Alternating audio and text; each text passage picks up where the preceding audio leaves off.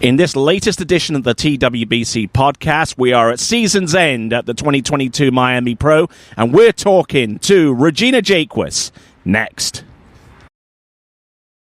The expressed views of the guests on this podcast are theirs alone and not necessarily endorsed by the host, TWBC, or any associated sponsor. Conversations that are robust yet balanced, on point and to the point. You are listening to the talk of tournament water skiing. This is the TWBC podcast. And now, here's your host, Tony Lightfoot. Well, greetings one and all, and welcome to this latest edition of the TWBC podcast. I am Tony Lightfoot, and I thank you for your continued support of this broadcast. All right, then, we are at season's end, the Miami Pro 2022, and it has been a rather interesting season for the skier whom I'm interviewing right now. Multiple-time world champion, multiple-time world record holder, one of the most storied athletes of all time. It is none other than Regina Jaquess. How are you doing? Well, thanks for the introduction. That was awesome. I'm doing great. We are down here at our last Pro Slalom event at the Miami Pro Slalom and looking forward to the weekend.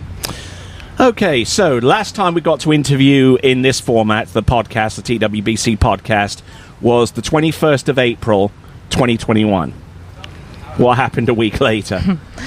Oh, that was 16 months later from now. I tore my ACL and have been on a comeback ever since that day. So, been a brutal process and a lot of physical therapy and mental struggles and ups and downs, but had a lot of people on my crew and having my back and getting me into getting back on my slalom ski, and then just recently back on the jump ski, and then also I just did my first overall tournament last weekend at Jarrett's world overall tour that he has done. So yes, indeed, he's doing very, very well with that, and the overall performance is overall starting to shine again. I suspect. You know, I mean, certainly among the men and the women are coming up as well to reestablish their credentials in the overall competition.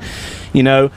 A lot has been said about overall, you know, I mean, in its current format in the World Championships are being decided basically on the separate events that are skied. But once upon a long ago, the World Overall Championship was decided as a separate event on the very last day. I've won that Worlds before doing it that format in China. Yes, in Tianjin in 2003. Exactly. Yes, so obviously you've experienced highs and lows in both. So which one would you prefer? Would you prefer it to be settled on the separate events or as its own standalone competition? It's a hard one to say. I mean, then if you're an overall skier, you get into the finals of all three events at the Worlds, and then you have to do a whole nother 3 events. That's 9 sets in one event. That gets a little much. You almost become a sitting duck, too, for one of those events to not work out for you. There's really no good answer unless you just did a separate Worlds for overall. Indeed. And, I mean, you're certainly one of the best overall skiers, one of the greatest overall skiers of all time. But I mean, a lot of people more readily know you for your exploits out there on the slalom ski, multiple-time world record holder, multiple-time world champion. Now, you miraculously, I can't find a better word for it. Miraculously, less than 6 months post-op last season. It was 4 months. I said less than 6 months. I didn't quite know the exact month count, but thank you very much for doing that, just me. I was counting the days. You were counting the days. What were you ticking them off on the calendar? Just mental checks, you know. Just mental checks. Yeah. You know, you probably had Day 1, I'm going to die. Day 2, still feel like I'm dying. Okay, so you probably had a calendar on the backside of the door at your pharmacy, no doubt. Checking it off. Yeah, no, I came back in 4 months, and that was definitely due to the protocol that was set by Dr. Kane with the Andrews Sports Medicine up in Birmingham, Alabama. So he was the one that actually pushed me to get back on the water and pushed me to get back into my first tournament. And I thought he was absolutely crazy because I was like, I can't even hardly put my shoe on. And yet you want me to go put my slalom ski on. And now you want me to go enter a tournament. But if you watch all the football players, all the NFL players, this is the new standard that they've set. It's that 4 months back. It's a struggle. It is a lot of mental issues that go through your head, and it wasn't like I was pain free. I mean, that whole last year, and even in the beginning of this year, and sometimes I still feel it. You know, I'm only like 16 months out. You know, you still have a little difficulties with it, but no, I was in good hands, and I have a really amazing team that supports me and all my sponsors, so that's why I got back. But that's the thing, like choosing like the surgeon and the support staff, you know, is highly crucial. I mean, you mentioned the Andrews Sports Medicine Institute over in Birmingham, Alabama. Now this is the company that is basically on the speed dial of every major agent in the NFL, right? Yeah. You know, I mean, if they see their player going down, first call is to Andrews, second call is to the nearest airport to get a private flight out. Yep. And all of that kind of stuff comes in, you know. So, I mean, it's vitally crucial to have that happen, you know, because I suspect that most surgeons in that kind of context will probably err on the side of caution, but yet you had someone that was like egging you on and pushing you forward, you know, and like pushing you back onto that ski. Yeah, no, he really did, and I'm so thankful that he did, because one of the biggest things about ACL injuries, or just knee injuries in general, any injury, but you know, just really this ACL, it's more a mental comeback as well, and it's not really ever, you know, thought or talked about, and that was kind of his reasoning for putting me back on that ski 4 months later, put me into a tournament, a pro event. My first one was the Malibu Open, and then a week later was Worlds. He wanted me back on that ski and back in the mental side of being in the competition, because he didn't want that to go away. He knew that when I got hurt, I was at the top of my game, and he wanted, you know, his whole goal was to make sure that I got back to being that person again. Was sports PTSD ever mentioned? You know, because I mean, I spoke recently with Elizabeth Montavon Island, and I mean, she mentioned it on several occasions where it came down to the injury that she sustained in May of this season, and she was trying to push herself to get on top of the water, and even though she was healing fine, you know, upstairs she just didn't feel absolutely right with what she was doing, and you know, and it took a while for her to overcome that. Was that the case with you, or were you quite headstrong enough to begin to kind of suppress that? Well, I think we all know I'm a little headstrong, but yeah, just ask your father. Yeah, no, I mean, this was definitely something that you kind of have your ups and downs with it, but the hardest part, and you still think about it, that's why it was so vital for me to actually get back on the jump skis and go over the jump ramp and get on a trick ski. All those little things that some people are like, why are you ever going to do that again? Why are you wasting your time? You're the best slalom skier in the world. Don't do that. The thing is I can't become back to who I was until I get all those things over with, because I'll suppress the feeling of, oh, well, I just am not going to do that because what if I get hurt again? And that's not how I ever was. No overall skier will ever tell you that, right? No overall skier worth his salt is going to say you're just better off slalom skiing, because they know that it's part of the full package. You know, I mean, it's like chopping one leg off, right? Know, yeah, you know. Yeah, exactly. And I mean, getting back on my jumpers, and then also now recently, I haven't done it often, right? Like, I'm not attacking it hardcore. I'm still deficit in my quad. I know that. So I'm being smart about when I do it and everything. But it's mentally making things to where I'm not standing on the slalom dock and saying, man, my knee is a little sore today, so I wonder if I should even try to do this. It's like, okay, I can push through this. I've gone over a ramp now. I can push through this pain. The pain's just part of that whole just part. Suck it up, Buttercup. Yeah, suck it up, Buttercup. No, I mean, it's just a process. Like, I think there will always be some pain with it, but I mean, when are we not in pain as skiers and overall skiers? It's just part of a part of the package. I mean, we're pushing our bodies to limits that we really shouldn't be at. I could probably think of something where you'd be in pain with slalom lines. Yeah, because you just come off the water, right, and you were practicing with a slalom line that you don't typically work with, a little stiffer than normal, and yet you could feel every little bit of jolt from that line. Now, you typically ski on what is it? Master line. A master line. The optimized 2.0 or the regular main line? I do both. I like to practice with both the optimized and the main line because you just really don't know what you're going to get at tournament. So I like to just be prepared. But the master line ropes are my go-to, and that's what I prefer, and that's what I'm used to. And I think in slalom we have become so fine-tuned with everything from the boat and the zero off to our settings on our fins, and now to even the ropes that we are connected. We have to figure out how we can be connected to the boat to be able to run through 39 off every round at the event, because that's what it's going to take to win. Because, you hear these expressions like spike in the boat, just trying to get the ski ahead of the line, and working with other elements. And, the line has been overlooked for so long now. Now it's really starting to come to the forefront, and a lot of people's thinking and preparation for these events. You kind of get a little bit lost in the shuffle, really, when you say. For those of you out there that are like wondering what we're talking about, line, a little bit of stretch, a little bit of load, and all that kind of stuff. It does make a huge difference when that line is like 2.5 feet inside the buoy. Yeah, it does, especially when you're only 5'4". I think it's great, though. We're starting to see a lot of other companies come into play with building different ropes. I think that's just going to be the evolution of having a rope that is going to be the go-to rope eventually. And hopefully Masterline will be able to take that by the reins and go with it, and have a line that can be connected to the boat but still be light on that end of the line by both the driver and the skier, and the driver knows where the skier is the whole time, and the skier knows where the driver is the whole time. That's the most optimal line that you could actually choose. Now, one of your favorite sports outside of skiing is NASCAR, isn't it? Oh, yes. So, and you realize that one of the major rules is NASCAR is that each of the cars are essentially the same. Engine output, aerodynamics, all that kind of stuff.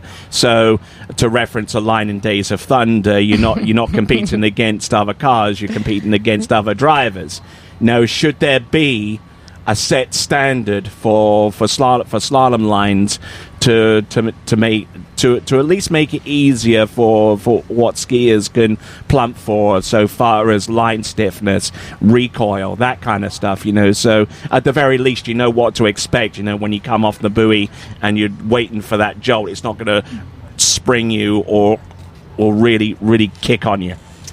Yeah, there definitely needs to be some standards in place for strengthening and stiffness and load, which there are already in place. Recoil really doesn't ever get looked at too much, which is a bigger factor, I think, than any of them. And at the same time, on that same flip of a coin, I don't think that it's not very necessary unless you're at our line lengths. The everyday skier just needs a $25 rope. Mm-hmm. So we don't need to get into trying to figure out this optimized line that is going to cost our people that we want coming into our sport that much money. Like, we need something also on the flip side that's a $25, $35 rope. No one's going to run the course one day and jump on a good slalom ski the next, Right. You've got to have somewhere in between, to actually get you to where you are, to where you would like to be. Yeah, and then once you figure it out, you kind of understand more of the concepts, and it's just like with our good skis, you come to us once you're ready to take that next step and get the customized ski, get your extra 6 buoys that we always can get you. Yes, indeed. Always searching for more on the slalom ski. But let's talk about you jumping, because you surprised a lot of us. Seriously. I surprised you. Yeah, you surprised me. That's interesting. Yes. That's hard to do. Yeah. I try. And you flatter me way too much with that response. But so far as your jumping is concerned, I thought you were just going to have a cut and a pass in the Malibu Open. Boy, was I wrong. Yeah, I contemplated cutting and passing. I did it once, and then I felt like my knee was pretty good. And I had gone over a couple times before. Like I said, I haven't really been pushing it. I don't want to overdo it by any means. And so it felt good, and I went after it. So it was great. It wasn't a huge distance, but it was a huge distance for me for coming back off my ACL. Just enough of that 153 float time to have that little adrenaline rush that you just miss so much. Indeed, indeed. I'm sure it was like extremely hard for you to kind of like suppress that urge, you know. Oh, yeah, to go a little later, to go a little more speed. Yeah, no, it's hard to suppress that. You like feeling, okay, this feels nice. This feels, but I still got this bum knee here. Yeah. I mean, come on. I gotta play this somewhere in the middle. Right. But then with jumping, if you play it too cautiously, it's almost as bad as if you're trying to overstep. Yeah, no, it's definitely a fine line. You got to attack, and that's part of the sport. I mean, we kind of all go into it. Doesn't matter what event you get on the dock, you kind of know the risk that you're taking. The possibility to get injured is always there. Yeah, it's a little more in jump, but it's also there in slalom. So you can't be cautious. You gotta go in and attack. You just gotta play it smart. So I'm trying to continue to do that through the rest of the season, and kind of maybe ride them and just get really good at riding my jumpers, so that hopefully I can kind of get a little bit closer to where I used to be on the jumpers. What about tricks? Yeah, I mean, right now I still have to wear my brace, so I have to wear it for twisting purposes. That's their biggest concern.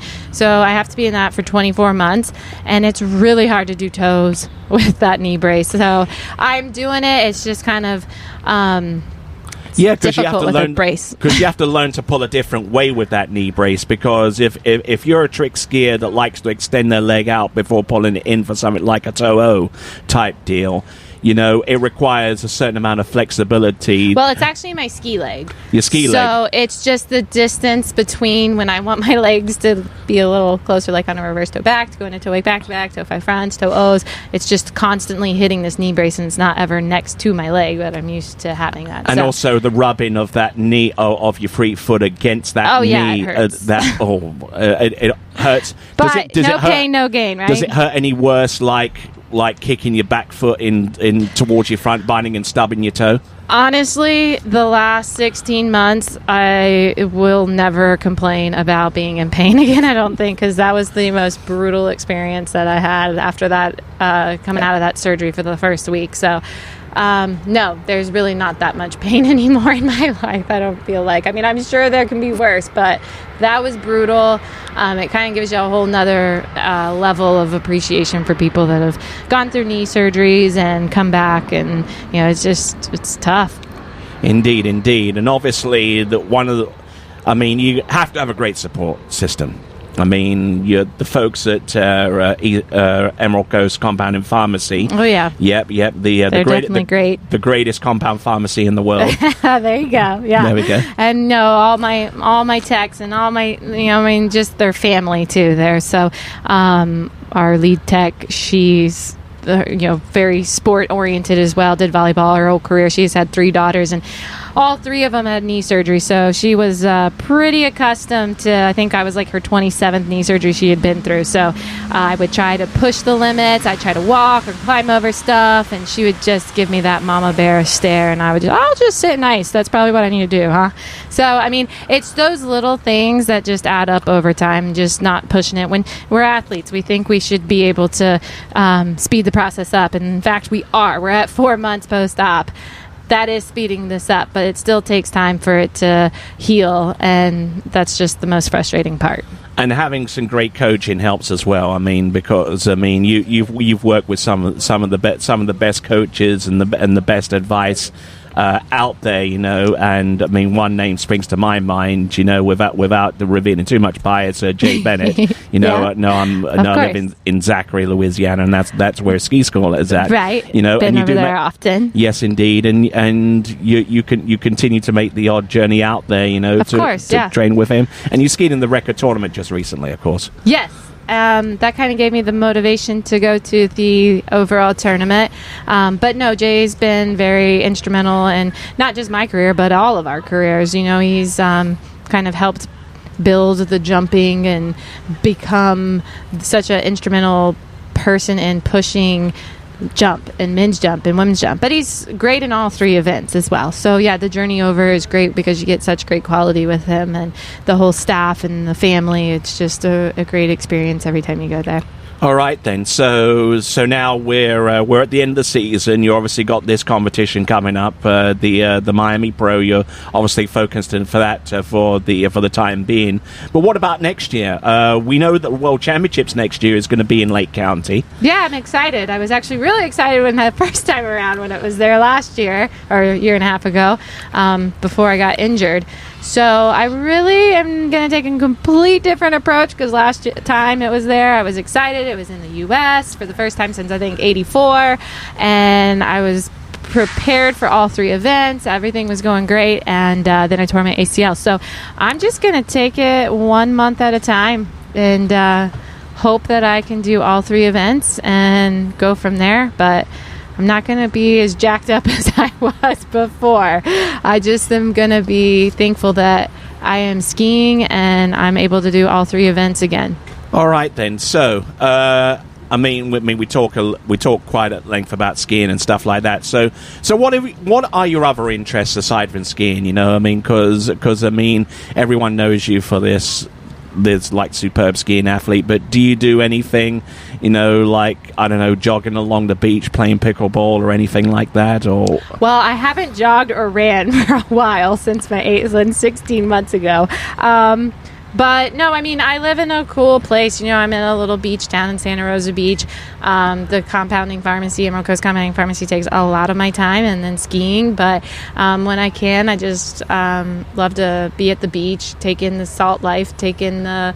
I have a chocolate lab. My sister has a Dalmatian. My parents have a black lab. So we'll take them out, run them on the beach, run them in the backyard. Just a lot of just normal stuff that people do, that's a day-to-day life that you don't really get to do because you get so hustled up in the daily grind to do everything you need to do to become a professional athlete, and then to also have the job on the side. So when you can take the downtime and just do the daily things, I drive to work and I am literally 0.2 of a mile from the ocean, and I don't really get to put my feet in the sand ever. So when you can, it's amazing. So I like to take those moments and just enjoy that life. Indeed, and we certainly appreciate you being a part of this podcast. So thank you very much again. We should be doing these a little bit more often, and certainly a lot more often than the 21st of April of last year. But, well, yeah, I was a little out of commission. Yeah, just a little out. But you're certainly back with a vengeance. But I'm going to leave you the opportunity now to thank and acknowledge those that have supported you between that time and now. So have at it. Yeah, no, it's been a long road. My mom, dad, sister, David, my brother-in-law, my family and my close friends that are my family. And then, of course, all my sponsors, they stuck through it. Points in times when you just can't even walk and, the doctor's yelling at you to walk normal, and you're like, nobody ever told me how to walk normal, so I really don't know how to not walk normal. And so you're like, how am I ever going to ski again? And my sponsors stuck right by my side. Malibu never wavered. And when I told them I was actually going to ski in Malibu Open, they were like, no, don't do that. Like, we need you to be back. Like, don't ski, don't do that for us. And I was like, no, I'm doing it actually for me. But Malibu boats, they never wavered. Good. They never, ever questioned it that I would not come back. And here I am thinking I'm going to lose everything. I'm never going to be back to skiing. Like, this is it. This is over. Because back in the day, ACL injuries were the end of it. That were terminal. Or at the very least, a 12-month rehab. Right. And so you sit there and you're, at the worst point in your life. You're depressed. You're just like, oh my gosh, everything's over. And, they never wavered. They always checked in, and that was all of them. That was everybody from, Mashline and Eagle to the PKB gloves that I wear. It was amazing, the outreach of my sponsors that were constantly checking in. And then just, Jay would check in, and Chet Rayleigh would always check in on me. How you doing? And, it's just those little moments of people calling and checking in on you meant so much, because you were at points in time where you really didn't think things were going to turn around, because everything's a baby step. You never get this huge jump of, oh my gosh, I woke up and now I can walk up the stairs. No, getting up a stair was horrible, and it took forever to get up a stair. So those little outreaches that, they did, and the unwavering support from all my sponsors, it was just something that I will always cherish and never forget, and hopefully won't ever have to go back and deal with that. But if somebody else does, I know when to call them. Indeed. And if Tony Robbins ever retired, I can think of one person in my immediate vicinity that could definitely take over for him so far as motivational speaking is concerned. Indeed. Thank you very much, Regina Jaquess. Thank you. That was Regina Jaquess. I'm Tony Lightfoot. This is the latest edition of the TWBC podcast. And until the next time, it is ciao for now. Thank you for listening to the TWBC podcast. Be sure to check out our website at waterskibroadcasting.com. Links to our presence on major social media platforms can be found there, as well as updates to our webcast and this podcast. Duplication or rebroadcasting of this broadcast without written consent of TWBC is prohibited. Subscribe to us on your favorite podcast platform and be sure to join us next time for the next edition of the TWBC podcast.